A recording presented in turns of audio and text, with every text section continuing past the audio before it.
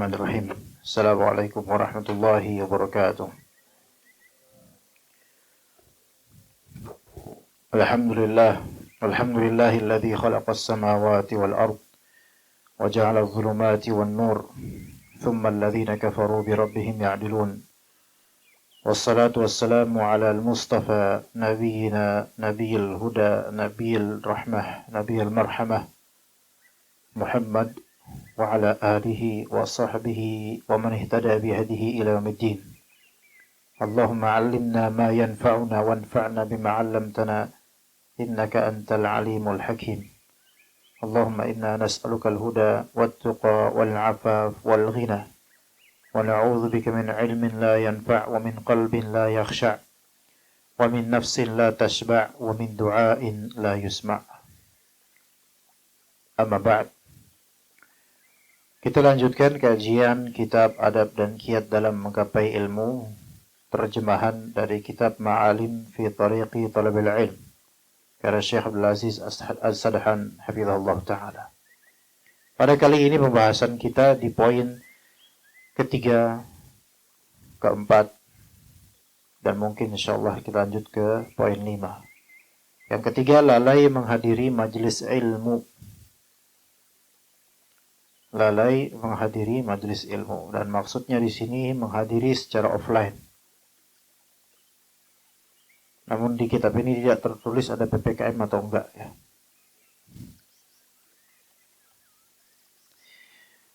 Sebelum PPKM lalai. Saat PPKM makin lalai enggak? Tambah-tambah ya. Apakah majelis online itu bisa menggantikan total majelis offline? Tidak. Dari banyak sisi.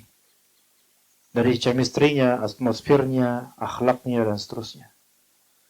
Jadi yang maksud di sini lalai menghadiri majelis, hadir langsung di majelis tersebut.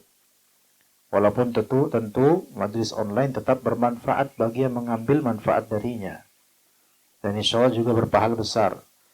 Tetapi ketika para ulama menyebutkan poin tentang hadir di majelis ilmu, yang dimaksud tentu hadir di majelisnya langsung, terutama di rumah Allah Ta'ala. Para ulama salaf mengatakan, al-ilmu yu'ta wa la ya'ti. Ilmu itu didatangi, bukan mendatangi. Kalimat ini bukan athar Nabi, bukan perkataan Nabi SAW, sehingga ketika kalimat ini dianggap ada hal yang perlu ditinjau kembali, maka itu sah-sah saja. Ilmu itu didatangi, bukan mendatangi. Kalimat salaf ini kalimat berkaitan dengan adab dan akhlak dalam menuntut ilmu dan manhajnya. Ilmu didatangi, bukan mendatangi. Ya, ada kebenaran padanya, walaupun tidak mutlak. Kenapa kalau direfleksikan di zaman sekarang, tidak mutlak ilmu itu didatangi? Karena secara kondisional zaman sekarang melazimkan ilmu itu justru mendatangi. Sebagai maklum di handphone kita, maklum di layar-layar kita, ilmu itu mendatangi sekarang. Tetapi pada asalnya, secara etika menuntut ilmu, kita mendatangi ilmu di majelis ilmu. Itu etikanya. Tapi tidak melazimkan orang yang menyusu ilmu dari online, itu berarti tidak berarti nggak melazimkan begitu. Assalamualaikum. Kulluna ala khair insyaallah. Semuanya ada kebaikannya, dalam kebaikan insyaallah. Maka kata beliau hafizahullah, tetapi saat ini kita bisa katakan ilmu itu datang sendiri. Waalaikumsalam warahmatullahi wabarakatuh. Ilmu itu datang sendiri, bukan kita yang mendatanginya, kecuali beberapa hal saja. Iya. Sekarang ilmu itu datang. Ya. Yang kadang-kadang tanpa usaha antum, atau kalaupun dengan usaha tidak begitu, atau bukanlah big effort gitu, bukan usaha yang begitu besar untuk menggapainya. Karena cukup antum klik, terdengar ilmu. Cukup antum klik, antum tinggal baca, selesai udah, nggak usah capek-capek. Namun value-nya itu tidak sampai ke value menghadiri majelis ilmu langsung. Ya, jadi al-ilmu yu'ta wa la ya'ti, itu tidak 100% total secara mutlak sahih di setiap kondisi. Ya, kadang-kadang ilmu mendatangi dan itu bukan hal yang tercela. Begitu ya. Contoh. Sebagian ummahat sahabiyat di zaman Nabi SAW, mereka meminta dirosat khusus dan jam khusus untuk para ummahat. Ini ada hadisnya. Ya. Karena tidak mungkin ummahat-ummahat ini mereka berkumpul dengan para sahabat dalam satu majelis tanpa sekat, tanpa apa. Dan ada beberapa permasalahan-permasalahan kewanitaan yang mereka mungkin merasa sungkan untuk menanyakannya dengan didengar oleh para ikhwan dari para sahabat. Seperti masalah haid, masalah nifas, istihadah, kehamilan, bahkan mungkin berkaitan dengan jima misalnya. Ya, ada masail tentang perempuan. Maka terakadkan kemudian suatu janji, jam tertentu, hari tertentu Nabi SAW akan datang ke rumah salah satu dari mereka dan mereka berkumpul di rumah ummahat tersebut untuk hadir di majlis Rasulullah SAW. Ya, tapi bukan majlis Rasulullah yang dekat Pancoran itu, bukan. Ya. Ayo, siapa yang pernah? Nah, siapa yang datang? Rasulullah SAW. Padanya ada ilmu dan padanya sumber ilmu. Rasulullah mendatangi. Ya. Gitu ya. Rasulullah mendatangi rumah itu. Ada tuan rumahnya, ada tuan rumahnya. Tamu-tamu lain ikutan majelis. Maka di sini ada kalanya di beberapa konteks ilmu itu mendatangi. Ya. Dan itu tidak tercela di konteks tersebut. Mungkin karena kebutuhan, mungkin karena aksidental, mungkin karena memang udah zamannya seperti itu. Begitu ya. Baik. Di zaman bahkan ya bukan di zaman Nabi SAW. Di zaman muasir, mungkin era 70-an, 80-an, pernah nggak dengar dari orang-orang tua kita? Beberapa guru ngaji itu bukan di surau, bukan di langgar kadang-kadang, bukan di masjid atau kadang-kadang ngeblusuk ke rumah warga untuk mengajarkan anak-anak tahsin dan tahfidz. Baik. Apakah kita kemudian pakem dengan prinsip al-ilmu yu'ta wa la ya'ti, kemudian kita Ustaz jangan di sini, Ustaz. Biar Ustaz di masjid aja, kita datang. Tapi ketika zaman itu mungkin hanya dengan cara seperti itulah orang-orang mau ngaji. Ustadznya ke rumah itu. Paham gak di sini, ikhwan, maksudnya? Baik. Makanya ketika Anda mendengar ada misalnya ya dari beberapa kita di sini mungkin beberapa ustadz ya, yang mempermasalahkan sebagian dai yang mau hadir di kajian-kajian rumahan, ummahat, atau mau hadir di kajian-kajian kantoran, mau diundang, mau aja diundang, mana harga diri ustadz. Maka di sini apa dalil yang melarang hal tersebut? Itu pertama. Tunjukkan dalilnya. Kalau memang itu pelanggaran syar'i, tunjukkan dalilnya. Kalau itu sebatas opini, maka itulah opini. Oke. Kalau dalilnya al-ilmu yu'ta wa la ya'ti, maka kita tentangkan dalil tadi dari Rasulullah SAW mengadakan perjanjian dengan beberapa ummahat untuk di rumah mereka. Paham gak di sini, ikhwan? Baik. Kalau misalnya dalil yang melarang ustaz diundang ke rumah atau kantoran adalah khawatir akan fitnah dunia disebabkan amplop dan seterusnya, maka begitu pula di seluruh DKM masjid sekarang. Bukankah begitu? Maka tidak ada kemudian ustaz yang boleh undang dimanapun. Karena intinya ujung-ujungnya akan hasil apa? Hadiah dan juga amplop. Hadiah amplop, kan gitu. Apakah ada masjid yang mengatakan kepada ustaz, tolong Ustaz hadir di kajian kita di Bekasi MT ini, tapi kami tidak akan memberikan Ustaz apapun. Nggak ada yang kayak gitu kan? Tidak ada. Bahkan para murid, mereka berusaha untuk memberikan yang terbaik buat ustaz. Kalau memang dikhawatirkan terjadi fitnah, oke. Kalau gitu jangan hanya di masalah ngaji di kantor atau di rumah orang, melainkan di seluruh masjid kalau bisa. Kalau bisa jangan ada live streaming, jangan ada kamera, jangan ada YouTubean. Kenapa? Karena itu menjurus kepada fitnah popularitas. Bukan kalau gitu. Maka ketika kita melarang sesuatu itu juga harus dipertimbangkan apa ilat dari pelarangan tersebut. Kalau ilat itu ada, maka juga ada di tempat lain ilat-ilat tersebut. Sebab-sebab pelarangan. Sementara fitnah popularitas itu masalah dia dengan hatinya. Yang Allah lebih tahu apakah dia bisa menjaganya atau tidak. Maka dengan alasan ilmu yu'ta wala ya'ti, itu tidak bisa kemudian memblokir pengajian demi pengajian yang ada di rumah atau di kantor.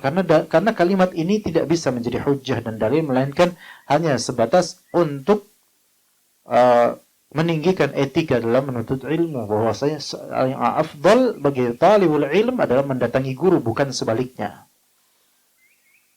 Ketika talibul ilm dia menuntut ilmu betul-betul dan mau lebih berakhlak dan beradab, maka hendaklah dia mendatangi gurunya, bukan sebaliknya. Dan hendaklah dia malu ketika gurunya mendatanginya. Malu. Ada orang Tangerang, konsumen juga dia, beli dagangan anak. Kemudian dibilang, Ustaz, mudah-mudahan Ustaz bisa ya ngisi kajian di sini. Ana bilang ke beliau, kalau bisa antum lah yang datang ke anak kajian hampir tiap hari. Tafadhal antum datang ke anak. Apa jawaban beliau?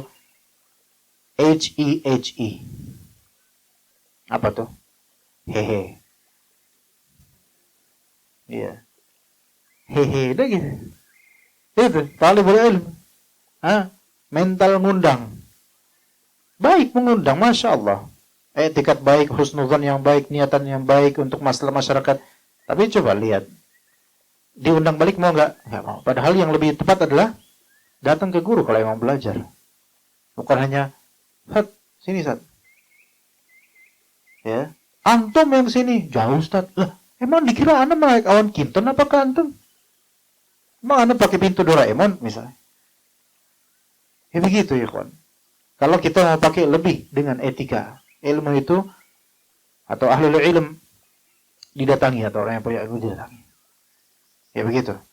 Saat ini majelis-majelis ilmu banyak dibentuk. Majelis ilmu banyak dibentuk. Dan pelajaran-pelajaran disampaikan juga banyak. Jika kita tidak memanfaatkan, niscaya kita akan gigit jari penuh penyesalan di kemudian hari, di mana yang tidak ada lagi gunanya. Ini imma maksud beliau adalah hari tua, imma maksud beliau adalah hari kiamat. Karena kerap kali penyesalan orang yang sudah renta, itu tidak ada gunanya karena dia tidak bisa membangkitkan kembali masa mudanya. Sudah terlanjur usia 65 misalnya. Mau belajar tajwid, udah alot, susah. Susah. Udah gitu Sunda lagi. Huruf zai dibaca jim. Medok kental banget. Iya, susah. Maka mau diajarin jim, mau dia ajarin zai, ke jim terus beloknya. Jim terus. Ya, sampai ustadznya bertaubat itu. Nggak bisa-bisa. Allah musta'an. Ini susah ini. Udah Pak. Bapak istighfar dan banyak taubat aja dah.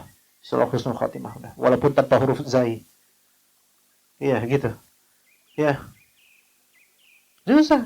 Nyesel kemudian. Gimana Ustaz ya? Nggak bisa Ustaz. Nggak bisa Pak. Walaupun dioperasi juga nggak bisa. Tetap aja.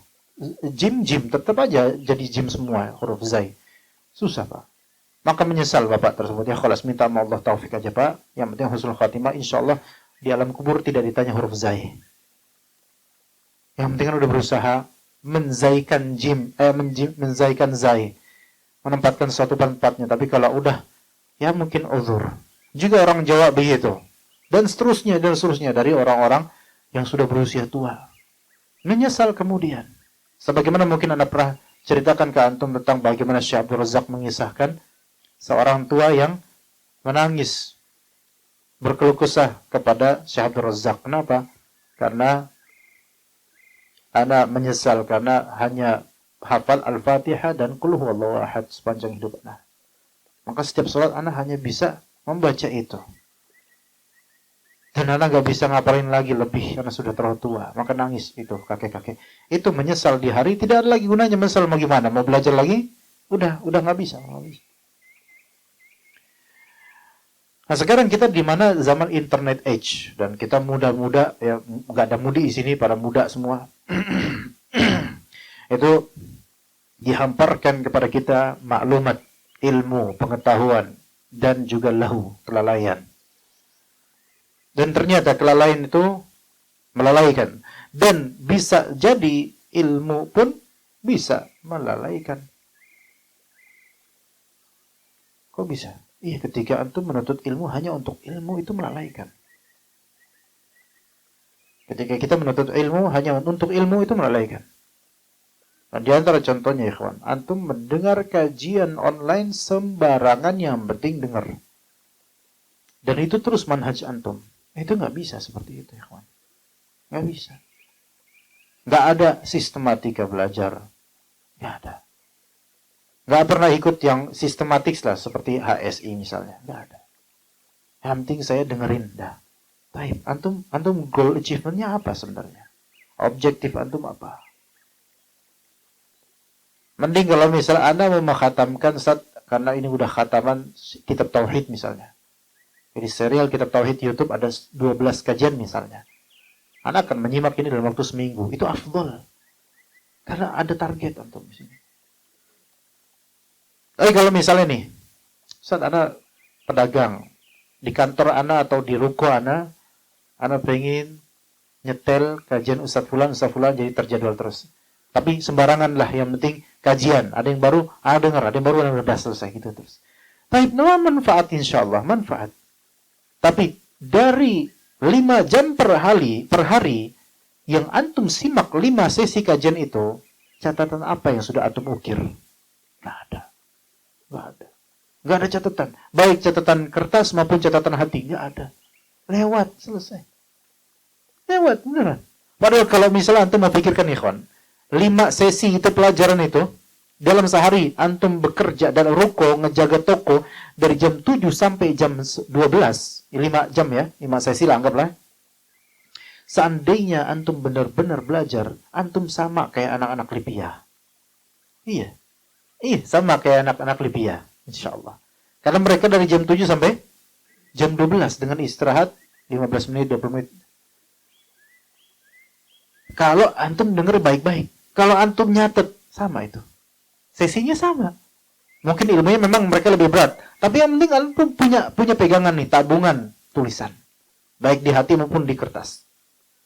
Masya Allah. Memang ilmu ini nggak didatangi. Ilmu mendatangi antum dan mudah. Tinggal bayar kuota internet atau dapat wifi gratis. Alhamdulillah.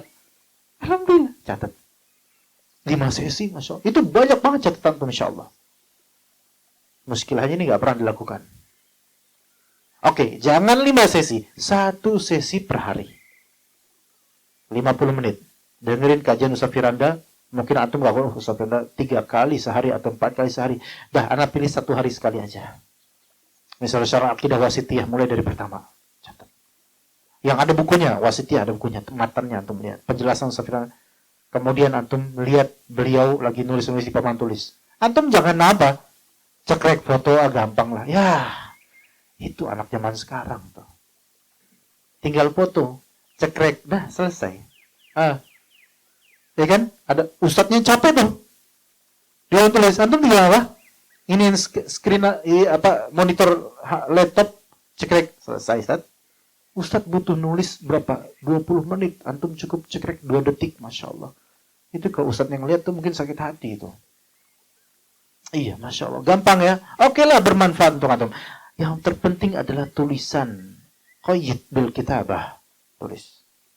Ya, murajaah setelah itu. Jadi ilmu ini bukan sebatas antum didatangi oleh ilmu, antum nyimak, udah selesai. Akhirnya nggak ada apa-apaan. Udah selesai. Oke, yang penting dapat pahala, riwayat sahih. Tapi apa sekarang achievementnya? Apa yang lebih dari itu? Gak ada. Baik. Kemudian kita lanjutkan ke yang di kitab. Supaya nggak ada penyesalan nih, kawan. Supaya nggak ada penyesalan. Kok saya ini 6 tahun hijrah gini-gini aja, gitu kan? Coba tanya, antum tuh hijrah berapa lama udah? Hah? Berapa lama? Syekh, antum hijrah berapa lama? Hah? Udah sejak tahun berapa? Baru ini berapa lama? Enggak, jujur aja mana? 2 tahun, Masya Allah. Marun, baju marun, sejak tahun berapa mengenal manhaj salaf? Hijrah. 4 tahun yang lalu. 2016, 2017, 2015, 2018. 3. Oke. Dari hijrah tersebut sampai sekarang udah sampai ke Habasyah belum?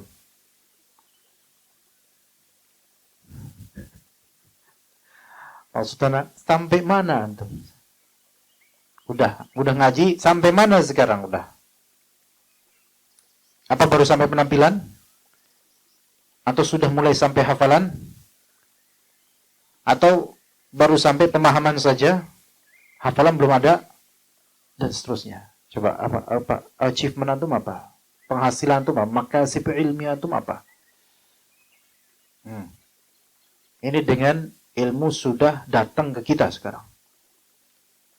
Ilmu udah datang secara glamor ke kita, tinggal kriteria achievement dan objektif kita yang belum tertulis atau termaktub di kehidupan kita.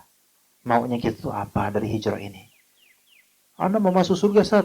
Jangankan antum. Tukang sate Padang juga mau masuk surga. Semua orang mau masuk surga. Tapi antum ini lebih dekat sebenarnya ke surga, insya Allah gitu loh. Jangan nanggung. Tulis apa? Ana insya Allah tahun ini mau khatamkan kajian ini sama Ustadz Fulan. Ana dengar kajian ini. Karena Ustadz Fulan sudah khatam kajian ini. Ana misalnya mau ikut proyek atau program misalnya HSI tadi. Misalnya. Ya, begitu. Coba. Goal achievement, ikhwan. Ilmu sudah banyak. Tinggal kita tata mana yang akan kita pelajari, mana yang akan kita khatamkan. Seandainya kebaikan yang ada di dalam majelis ilmu tersebut hanya berupa ketenangan bagi yang menghadirinya dan rahmat Allah yang meliputi mereka, tentulah cukup 2 hal itu saja sebagai pendorong untuk menghadirinya. Majelis ilmu hadirkan ketenangan dan rahmat Allah meliputi mereka, itu sebenarnya sudah cukup memang.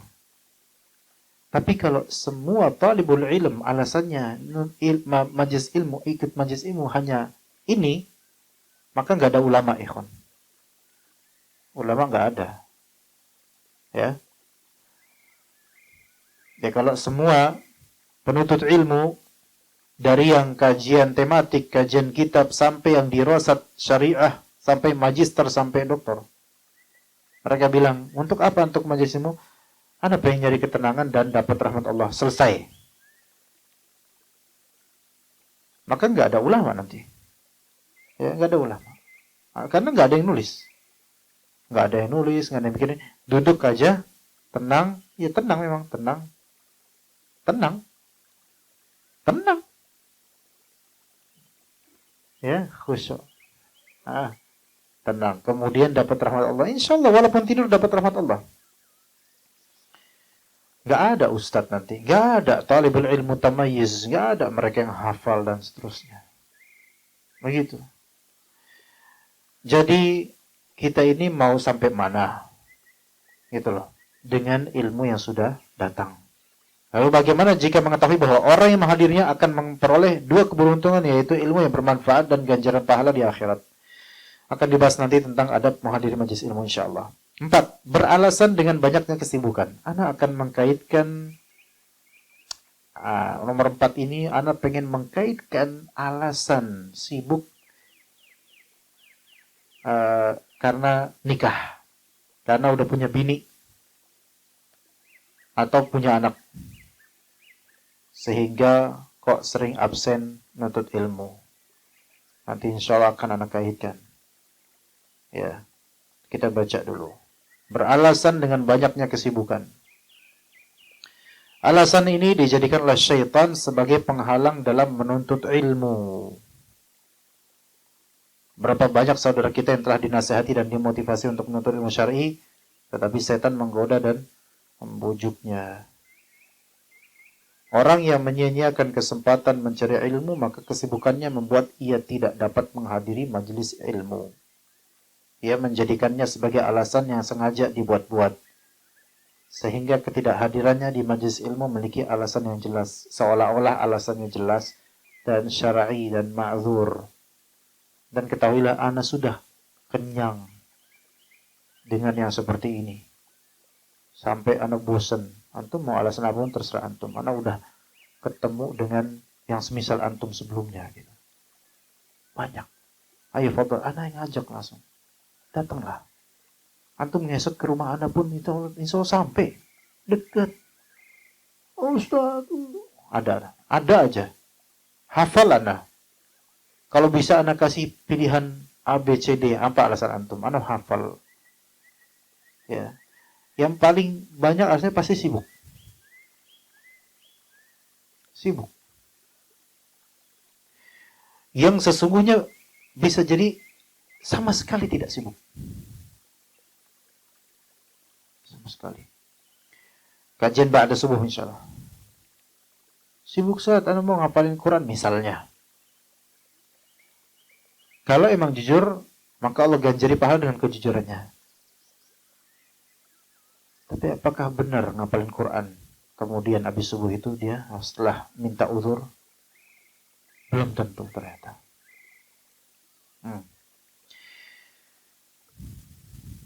Atau sibuk istri. Sibuk anak. Ustaz, gak bisa afwan Ustaz. Tadi malam anak-anak rewel Ustaz. Baik. Antum terus kerja gak paginya, siangnya? Bekerja gak? Kerja Ustaz. Kenapa untuk kerja antum gak beralasan ke bos antum? Nanti anak gak digaji Ustaz. Nah, dipotong gaji anak. Baik. Kalau gitu antum datang kajian anak gaji antum. Gimana? Oh jangan Ustaz, gak enak Bang Ustaz. Antum tuh serba gak enak sama anak. Gimana ya kawan? Selalu akan ada alasan, benar. Ketika kita sudah terbiasa beralasan dusta, maka akan timbul keahlian untuk berdusta berikutnya. Apalagi yang dibohongi adalah ustadznya sendiri. Kalau yang dibohongi teman, mungkin temannya juga pembohong, jadi sama-sama saling membohongi. Tapi kalau ustadz yang dibohongi, ketahuilah ustadz juga pernah bohong juga mungkin dulunya. Jadi dia tahu trik-triknya. Iya, senior kok dilawan. Ya. Ya kita waktu sekolah dulu, waktu kuliah dulu, ada memang ya seperti itu. Jadi hafal ya. Anak pesantren, belaga sakit, belaga pusing, belaga sakit gigi dan seterusnya. Nah itu semua itu kita hafiz dalam masalah itu. Ya. Gitu ya. Jadi kalau pakai alasan afwan saya gini-gini diajak terus afwan terus. Nah, Masya Allah. Sampai kapan antum bilang syukron kalau bisa? Afwan terus. Ingat tadi, sekali kita mulai bisa berdusta dengan satu alasan, maka akan mulai dia dusta-dusta berikutnya. Dan ketika kita sudah bisa membohongi guru sendiri, maka ketahuilah yang lain lebih mudah untuk dibohongi, lebih bisa untuk dibohongi. Bohong dengan alasan banyak kesibukan. Dan khawatirnya kalau kita bohong karena merasa banyak kesibukan, maka Allah Ta'ala akan membuat kita sibuk. Berbagai kesibukan yang ada adalah penyebab utama yang menghalangi seorang penuntut ilmu menghadiri majelis ilmu dan memperoleh ilmu yang banyak. Dan kesibukan yang dimaksud biasanya kesibukan duniawi, yaitu kesibukan dunia yang memang menghantarkan kepada nafkah. Iya betul. Tapi apa iya kajian seminggu sekali atau seminggu 2 kali, kerja 5 hari dalam sepekan, kemudian yang kajian cuma sejam atau 50 menit ini termarginalkan sampai ternihilkan dari hidupnya? Maka ini kan ketidakadilan dalam bagi. Ya. Tetapi orang yang Allah Ta'ala bukakan mata hatinya, ia akan mengatur waktunya. Ini dia. Bukan masalah terlalu sibuk. Masalahnya adalah tidak mampu mengatur waktu. atau tidak bisa memanfaatkan waktu. Dan sebab dari itu semua azam yang kurang, interest yang rendah. Ya, dia akan mengatur waktunya dan menggunakannya sebaik mungkin sehingga memperoleh manfaat yang banyak. Sebenarnya kayak gitu aja. Mengatur waktu itu. Jadi di awal dia apa? Yang penting punya azam dan i'tikad kuat. Itu pertama, step pertama dulu. Dari azam, fa'idha azam, tafatawakkal ala Allah. Antum tawakal kepada Allah sambil berusaha membagi waktu. Bisa. Anda yakin sekali bisa. Semua dari kita tanpa kecuali. Nggak ada dari antum yang kerja itu 20 jam sehari. Nggak ada. Atau, oke lah, 15 jam sehari. 15 jam itu seberapa ya, kawan? Dari jam 7 pagi sampai jam berapa kalau 15 jam? Jam? Enggak, 15 jam. Jam 10 malam. Ada yang seperti itu? Enggak, Anda yakin enggak? Dari wajah-wajah antum sebaliknya malah. Iya. Enggak ada gitu. Oh, jam 7 sampai jam 3, jam 7 sampai jam 4, jam 7 sampai jam 4. Oke. Bisa nggak dengan sehari kayak gitu, antum spare time atau sisakan waktu 30 sampai 40 menit di majelis ilmu atau minimal kalau nggak bisa online. Mungkin nggak sebenarnya? Mungkin nggak kalau antum kuat azamnya? Mungkin. Tapi siapa di sini ini kan hari Senin? Siapa yang tadi habis pulang kerja ya, jam 5? Tojok, tunjuk tangan. 1, 2, 3, 4. Sisanya ini orang apa sisanya ini? Hah? 4 yang bekerja sebagai pegawai karyawan gitu ya. Anda pertanyakan sisanya ini manusia apa ini? Bosnya rata-rata ya? Anda sedang berhadapan dengan para tajirun, ya, Masya Allah. Iya, entah tajir maksudnya kaya atau tajir maksudnya pedagang, ya, wallah alam. Ajib.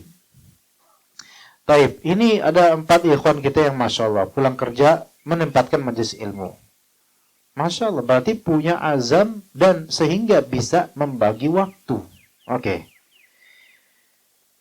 Dan menggunakannya sebaik mungkin sehingga memperoleh manfaat yang banyak.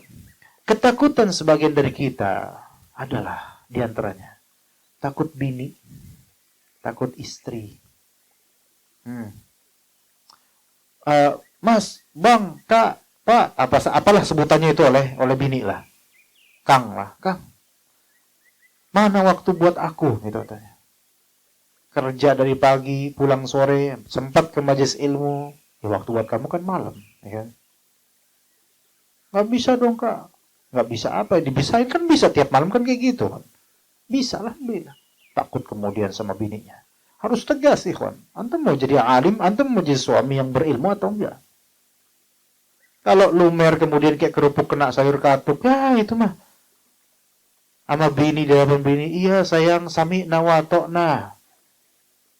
Sami nawatokna. Emang mau Jumatan apa-apa nih sami nawatokna? Tegas sama istri. Tapi dalam hal yang ma'ruf ya, bilang, kakang mau nutut ilmu biar kita ke surga, gitu. Terus kata istri, alah, Fred ke surga. Bukan masalah istri. Kadang-kadang istri itu lebih tahu dalaman antum. Sehingga, alah, ke surga. Paling nanti juga sampai rumah main game online, kan gitu. Kalau sampai antum digituin sama istri, berarti ada muskilah di antum. Gitu. Muskilah di antum. Nggak bisa menyetir dan menghandle istri. Ya. Maka begitu ya kan, sempatkan. Selama tidak berlebihan, di majelis ilmu tidak sampai hak-hak istri tidak tertunaikan, hak-hak anak tidak tertunaikan, ke majelis ilmu. Nggak bisa harian, ya seminggu berapa kali. Agar tenang, insya Allah, dan memperoleh manfaat yang banyak. Orang-orang yang telah berhasil memperoleh manfaat yang banyak, mereka seolah-olah berkata sebagaimana yang dikatakan dalam sebuah bait syair, "Wa man lam yujarrib laisa ya'rifu qadrah, wa jarrib tajid tasdiqa ma dzakarna." Barang siapa belum mencoba, maka dia belum tahu hasilnya. Siapa yang belum nyoba, belum tahu hasilnya. Ya, orang yang belum nyoba nikah, belum tahu hasilnya gimana. Nggak bisa ngomong banyak tentang nikah. Ya. Orang yang belum mencoba hafal Quran, nggak ngerti gimana nikmatnya. Dan seterusnya dari hal-hal. Maka cobalah sendiri, niscaya kamu akan tahu kebenaran yang aku ucapkan. Begitu. Ikhwan, anak mau kaitkan antara az-zawaj wa talabil ilm. Apakah menikah itu menghalangi dari, atau apakah menikah itu bertentangan dengan menuntut ilmu? Ini muskilah dan iskal yang mungkin ada di sebagian kita. Ada yang belum menikah di sini mungkin ya. Nggak usah tunjuk tangan. Ada nggak kira-kira? Nggak usah ditunjuk dan nggak usah tunjuk tangan, nggak usah diri. Ada ya? Ada nggak? Ada nggak? Ada ya? Nggak usah disebut juga. Nggak ada. Tapi ya udah, berarti konteksnya berarti az-zawaj, tazawuj tsani berarti. Ya? Apakah ini karena percuma kalau kita nikah pertama, semua udah nikah semua. Maka kita kontekskan sekarang berarti nikah kedua. Dan menuntut ilmu. Apakah nikah kedua, kok jadi kayak gini ngomongnya Anda ya? Ini kan bukan daurah poligami ini sebenarnya. Anda pengen sasarannya untuk yang belum menikah, ikhwan. Tapi ala kulli hal, udah menikah semua. Dan ternyata kita udah menikah, merasa nuntut ilmu itu makin sempit kesempatannya. Benarkah itu? Oke. Maka dalam website Islam Web ada judulnya Az-Zawaj wa Talabul Ilm dalam fatwanya. Nih sini. Ada pertanyaan. Hunaka ikhwah, minimal kita dapat faedah lah. Ada pertanyaan. Ada sebagian orang berkata bahwasanya yang lebih afdal untuk penuntut ilmu adalah mengakhirkan menikah supaya bisa mendapat ilmu lebih banyak. Ya. Benar enggak kira-kira? Maka kemudian dijawab. Ringkasnya pertanyaan itu dijawab kemudian. Faz-zawaj, menikah, yastamiru ala masalihah azimah, mencakup maslahat-maslahat yang besar, agung menikah ya. Lakin idza tarajjahat maslahatun ukhra li ba'dhin nas katahsili ilmin nafi', tapi kalau misalnya ada maslahat lain selain menikah untuk bisa digapai bagi sebagian orang, seperti menghasilkan ilmu yang bermanfaat yang la yudrikuhu ma'az-zawaj, yang tidak bisa dia gapai manfaat ilmu banyak tersebut atau mendapatkan ilmu banyak tersebut, tidak bisa digapai dengan adanya pernikahan, fatakhiru afdal, maka menangguhkan menikah itu lebih afdal. Paham gak? Ada sebagian orang, sebagian ikhwan muda yang dia tidak memandang kalau saya menikah ini saya sedang fokus menghafal Al-Quran dengan target sekian bulan, dan kalau saya menikah sekarang maka akan banyak urusan. Betul nggak? Itu betul nggak? Betul lah, ada banyak urusan, ya kan? Maka kita tangguhkan dulu sholat isya'nya, ya kan? Nanti dulu sholat isya'nya kan? Nah, ntar dulu. Maka ditangguhkan karena hal itu. Kalau misalnya itu dengan syarat, kalau misalnya menangguhkan menikah itu tidak bermudarat bagi keagamaan dia. Paham gak maksudnya? Ini ada seorang dia mau fokus nuntut ilmu. Ingat, fokus nuntut ilmu itu beda dengan hidup biasa sambil nuntut ilmu. Paham gak? Ada namanya tafarrugh li talabil ilm, yaitu memfokuskan diri untuk nuntut ilmu. Ada. Dan menyebarkan ilmu, fokus betul-betul. Tapi namun ada orang yang menjalani hidup sambil menuntut ilmu. Ya seperti antum, seperti kita-kita ini. Ada kan di antara fokus untuk ilmu, fokus terus sampai ngapalin matan ini, matan itu dihafalin semua. Enggak ada kan ya? Rata-rata bekerja, hidup biasa sambil nuntut ilmu. Itu beda. Ini ada orang fokus betul-betul nuntut ilmu dan dia punya target. Ya. Namun kemudian ada tawaran nikah. Maka dibilang ini saya sedang ada target. Kalau saya nikah sekarang, ini repot nanti. Bisa berantakan semua yang saya targetkan. Maka saya tunda dulu ya nanti kalau sudah lulus misalnya pada nanti saya tunda. Ini bagi laki-laki ya, bagi laki-laki. Tunda dulu ntar. Oke. Kecuali kalau misalnya menunda menikah tersebut bisa mencederai keagamaan dia. Paham nggak? Dia talibul ilm, fokus di ilmu, masya Allah. Dia punya target. Datang kemudian seruan untuk nikah dan ajuan dari sebagian pihak. Kamu mau nggak sama akhwat ini? Tunjuk akhwatnya malah. Lagi jalan di parkiran, lagi mungut sendal. Tuh yang itu tuh. Masya Allah. Transparan, bening. Masya Allah. Ajib. Itu kalau minum, sepertinya tampak itu. Minumannya di lehernya. Masya Allah. Langsung dia terfitnah dengan itu. Karena pandangan itu, pandangan pertama ya. Setiap dia baca kitab fikih, maunya ke kitab An-Nikah terus. Setiap baca ayat, baca surat, selalu ke surat An-Nisa. Iya. Pokoknya terngiang-ngiang kemudian. Nah ini mulai mencederai kalbunya.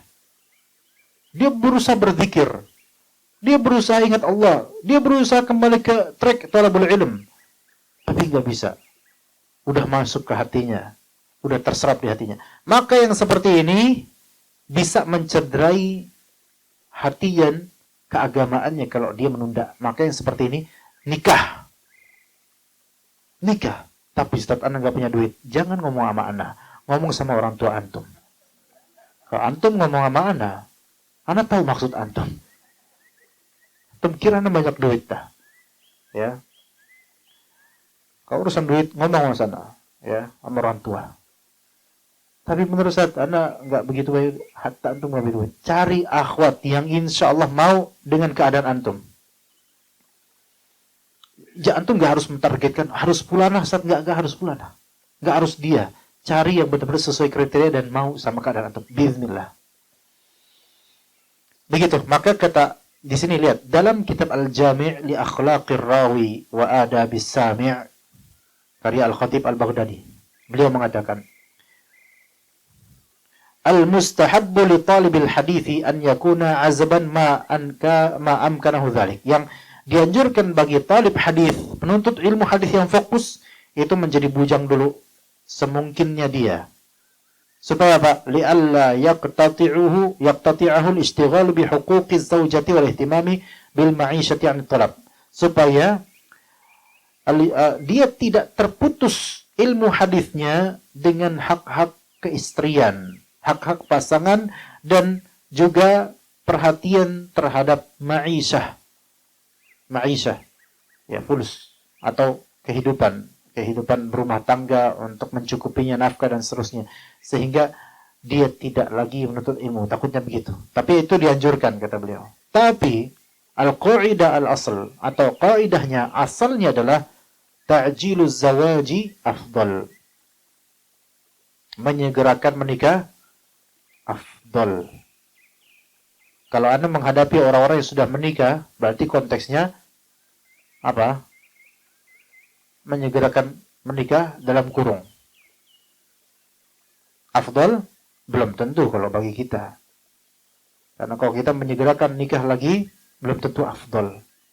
Bisa juga afsad, lebih merusak. Karena boleh jadi kita belum cocok untuk melakukan itu. Ya. Tapi yang penting nikah pertama dulu. Ibnu Qudamah berkata dalam Umdatul Fiqh, An-nikahu min sunanil mursalin. Nikah merupakan sunnah-sunnahnya para rasul. Wa huwa afdal minat takhalli minhu li naflil ibadah. Nikah lebih afdal daripada menyendiri untuk melakukan ibadah sunnah. Enggak, lebih afdal nikah. Lebih afdal. Kemudian dikatakan dalam fatwa, al-aslu anna az-zawaja la ya'uqu an talabil ilm. Ini yang harus jadi mindset kita ya, ikhwan. Sekarang, di masa sekarang ini terutama. Asalnya, az-zawaj, pernikahan tidak menghalangi menuntut ilmu. Kalau ada di antara penuntut, dari dolib kita atau dari ikhwan kita yang punya pendapat menikah itu menghalangi kita dari menuntut ilmu, maka kita akan salah. Khata' bayin, khata' wadih. Kesalahan jelas. Bahkan justru mindsetnya harus dibalik. Bal anna zawaja yu'inu ala talabil ilm. Justru menikah itu membantu antum menuntut ilmu, insyaallah. Beneran. Iya. Membantu antum menuntut ilmu dan menyebarkan ilmu kalau antum dai. Dan sungguh itu terjadi pada diri anak, ikhwan. Setelah menikah, Allah Ta'ala mudahkan banyak hal sehingga anak bisa belajar, bisa menyimak lebih daripada anak waktu bujang. Dan bisa mengajar lebih daripada anak waktu bujang. Ya. Karena apa? Karena az-zawaj, menikah itu adalah sakanun linafs, ketenangan untuk jiwa. Sehingga tidak ada keliaran pada hati antum. Coba kalau antum menuntut ilmu tapi pikirannya kemana-mana. Atau jangan-jangan memang kayak gitu antum. Wallahu a'lam. Tapi menikah itu bisa membuat pikiran itu lebih tenang. Wa tuma'ninah lil bal, membuat pikiran lebih tenang, nyaman. Syekh Utsaimin berkata, az-zawaju la ya'uqu an talabil ilm. Menikah tidak menghalangi nuntut ilmu. Bal rubbama yu'inu ala talabil ilm, bahkan bisa jadi membantu dalam menuntut ilmu. Kemudian beliau jelaskan dalam fatwa beliau tersebut, Syekh Utsaimin di Liqa' al-Maftuh, barangkali seseorang menikah, dia terbantukan untuk menuntut ilmu dengan adanya istri yang salehah dan membantunya dalam menuntut ilmu. Misal antum lulusan mana? Antum lulusan mana antum? UIM, ya misalnya. Universitas Indonesia Malang. Ya. Antum dapat akhwat lulusan Libya, Masya Allah. Lulusan syariah. Dan antum semangat menuntut ilmu. Mungkin gak itu? Mungkin antum lulusan lokal, ya, biasa gitu, lulusan kampus umum gitu, masih kampus bagus tapi tidak syariah, ya. Karena antum saleh, Masya Allah, bagus, kemudian menikah dengan lulusan Libya, akhwat lulusan Libya. Dan dia juga alimah, Masya Allah. Antum butuh ilmu juga. Maka kemudian diajarkan oleh istri antum usul fikih. Bisa kan? Ya, bisa. Diajarkan oleh istri usul fikih. Kaidah-kaidah usuliyah. Masya Allah. Diajarkan dengan baik. Diajarkan bahasa Arab oleh istri. Mungkin nggak? Mungkin. Beautiful nggak ini? Beautiful nggak? Iya. Lebih baik mana? Beautiful but impossible, tapi impossible but beautiful. Atau untuk menikah dengan akhwat yang juga sama-sama semangat menuntut ilmu. Terbantukan. Makanya di sini mungkin ditakkid. Antum bisa terbantukan menuntut ilmu ketika menikah, tapi menikahnya dengan yang sekufu dan yang punya spirit untuk ke ilmu juga. Ya kalau spiritnya bukan ke ilmu melainkan ke drakor, ya ini yang sulit. Ini yang memang harus bersabar. Beda alirannya. Jadi ikhwan, kalau kita nasihati teman-teman kita yang mengakhirkan nikah padahal sewajarnya mereka menikah, dan itu ada bahkan di kalangan ikhwan pengajian, dengan alasan kalau anak nanti nikah, anak masih fokus nyari ilmu dulu. Taib. Bisakah antum nyari ilmu sembari menjalani pernikahan sama istri? Harusnya bisa. Yang sekarang anak kita sarankan, antum cari fikih nikah, pelajari fikih nikah, amalkan, Dan ketika nikah, bismillah. Ya. Tapi kalau dari awal mindsetnya seperti itu, nanti kalau misalnya anak nikah bakal sempit waktu anak, ini mindset yang salah. Dan boleh jadi setelah nikah terjadilah yang dia khawatirkan. Dia nggak dapat apa yang dia nggak dapat waktu banyak untuk menuntut. Karena apa? Karena mindsetnya. Gitu, karena mindsetnya dia telah mengatur masa depan dia. Ya begitu ya kawan. Sekarang pertanyaan di antara antum yang sudah menikah semua nih.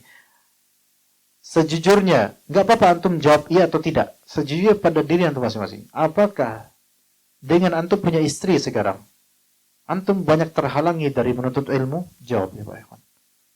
Terhalangi atau tidak Ikhwan? Enggak? Enggak. Apakah ketika antum keluar rumah, tiba-tiba istri antum menggapai tangan antum dan memasukkan antum lagi ke rumah? Karena saking sayangnya sama antum? Enggak kan? Enggak ada yang selebay itu. Pengantin baru aja nggak kayak gitu. Nggak ada kan? Nggak ada. Jadi apa yang dipikiran benak sebagian bujang ini adalah khurafat yang ada pada diri mereka. Enggak kok, enggak.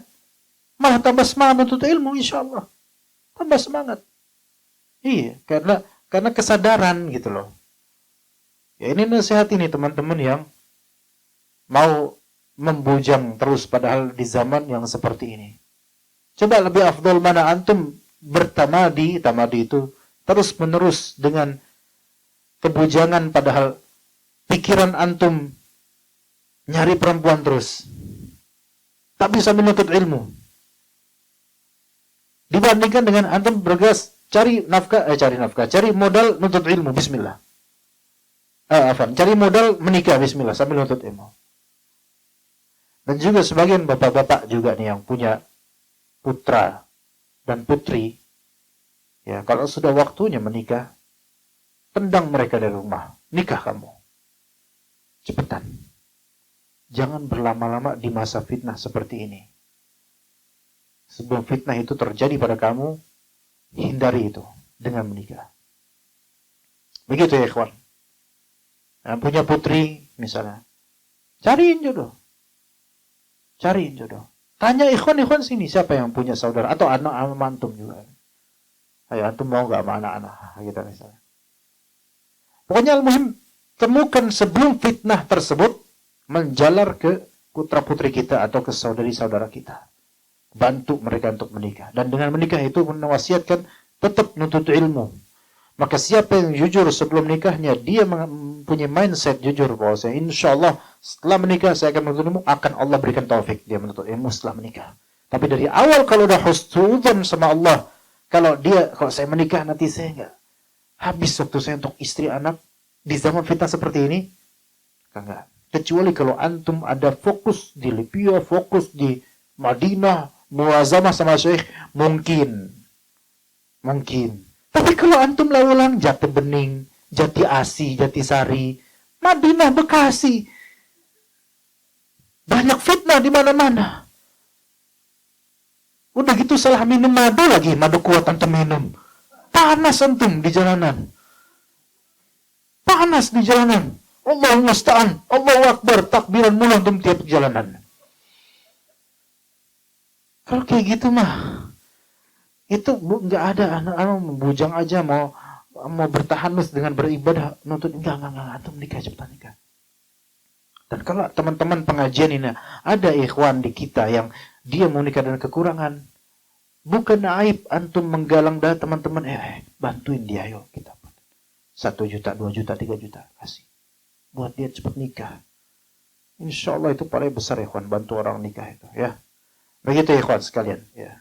Anda nggak tahu kalau bisa sampai sini karena tadi Anda ketika membaca screenshot dari beliau tentang buku ini beralasan dengan banyak kesibukan dan Anda sedang membaca kitab Asy-Syarah Al-Mumti'-nya Syekh Utsaimin dan kitab yang Anda baca itu kitab nikah ketika itu tadi sore tadi.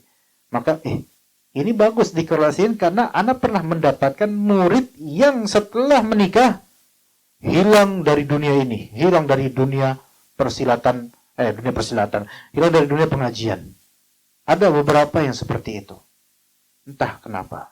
Anda tanya kemudian enggak menjawab. Ada yang seperti itu. Wallahu alam, apakah terus sibuk dengan istrinya atau gimana? Wallahu alam. Tapi insya Allah sesibuk-sibuknya kita dengan beristri dan beranak berapa banyak pun, insya Allah waktu menuntut ilmu sekarang itu selalu ada. Ada saudara-saudara kita, mungkin seusia jenengan misalnya, punya anak sampai 17 ikhwan. Dan beliau itu ustadz gitu loh. Masih bisa dakwah. Kalau logika kita nih, punya anak, antum punya anak berapa ikhwan? 2, 3, 4, 5 lah. Bawel 1, rewel 1, nangis 1, dan seterusnya. Wah, pening. Gimana kalau 17 dalam satu rumah? Apakah terjadi antum mau keluar kemudian diambil lagi sama istri antum? Enggak terjadi. Ketika antum punya izzah sebagai seorang pria muslim, suami, insya Allah antum bisa ngatur istri, anak, dan waktu. Insya Allah. Begitu. Maka nggak boleh kita ini seorang muslim pria kemudian karena punya lutf, punya kelemahan, kemudian kita manut-manut dan sehingga kita memblokir diri di pengajian. Jangan ikut, udah lah nuntut ilmu mulu sih. Atau dikritik oleh mertua atau orang tua atau tetangga.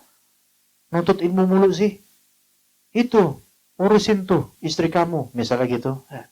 Kita ngurusin ilmu dan ngurusin keluarga. Harus begitu ya, kawan. Ya, jangan lemah. Wala ta'jaz, atau kalau lihat lain wala ta'jiz. Jangan lemah jadi seorang muslim. Karena Nabi SAW mengatakan, al-mu'minul qawiyyu ahabbu ilallahi minal mu'minid dha'if.